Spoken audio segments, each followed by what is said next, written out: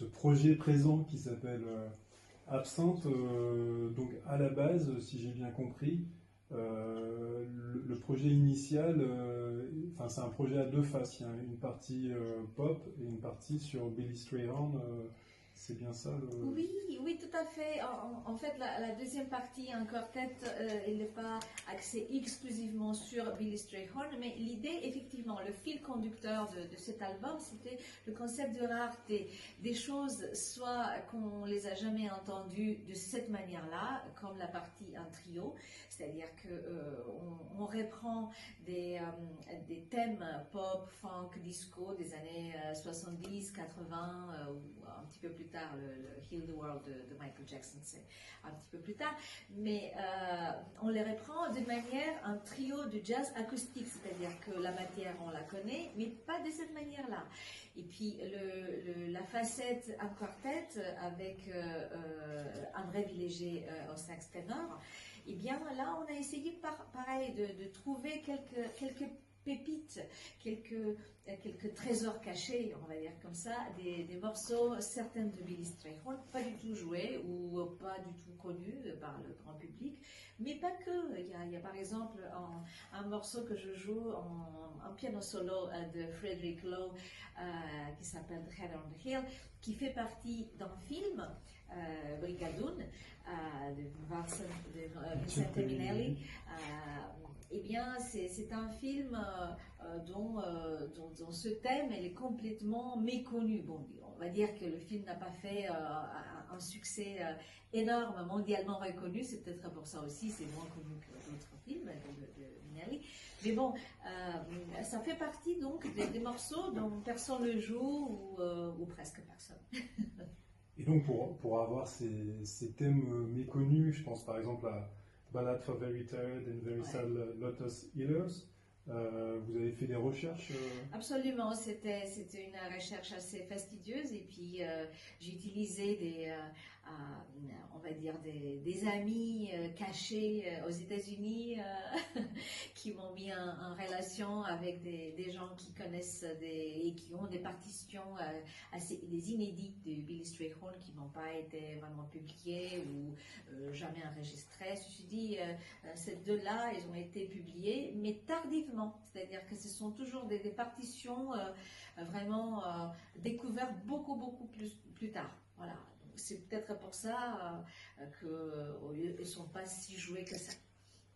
Et donc sur le versant pop, c'est difficile à imaginer en Europe occidentale, mais How Deep Is Your Love des Bee Gees, oui. À l'époque de Ceausescu en Roumanie, c'était une chanson underground en fait. On écoutait ça sous le manteau presque. Tout à fait. Il y a, disons que la plupart de ces chansons-là, c'est marrant parce qu'en fait, chez nous, enfin en Roumanie, puisque j'ai grandi en Roumanie, ils arrivaient avec quelques années d'écart. Voilà, donc nous on les recevait même sous le manteau un peu plus tard. Ce qui fait que moi, je les ai entendus quand j'étais vraiment très jeune.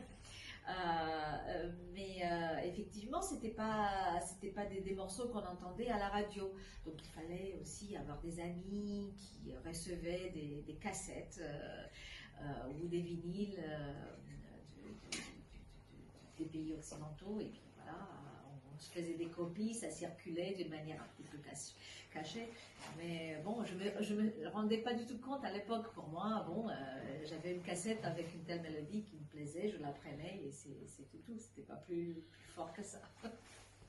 Et donc, j'ai un peu la réponse à cette question, mais ces mélodies sont évidemment compatibles avec le jazz.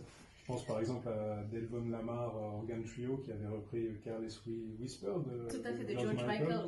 Oui, c'est ça. On peut jazzifier ces mélodies-là Moi, je pense que si, oui, je pense que oui. Je pense qu'il n'y a pas un sort de faux pas, il n'y a pas un interdit. Après, je pense que ça tient à chacun, à son goût personnel, à sa démarche personnelle, qu'est-ce qu'on veut faire avec cette matière, avec matériel. Finalement, on est comme des couturiers, on crée une autre robe, on crée un autre outfit, voilà. Mais peu importe, c'est à nous de jouer avec ça. Moi, je m'y suis beaucoup amusée avec cette chanson-là, puisqu'en réalité, ce sont de très très très belles chansons.